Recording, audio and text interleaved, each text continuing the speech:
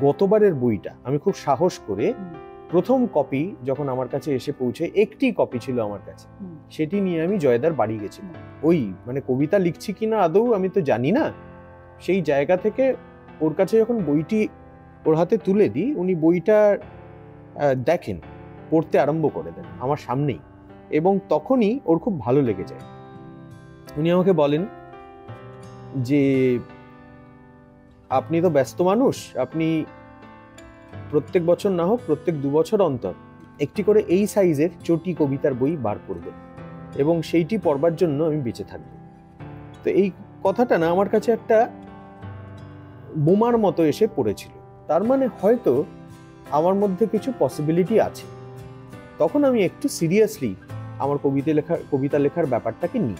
এবারে বইটি প্রকাশ হলো, যে প্রকাশ হতেই আমার মনে পড়ে গেল যে, বা পাণ্ডুলিপি তৈরির সময় থেকেই মনে ছিল যে এটার পেছনে তো জয়দা বলেছিলেন বলেই তো আমি এটা করছি। ফলো করুন এইসময়.com।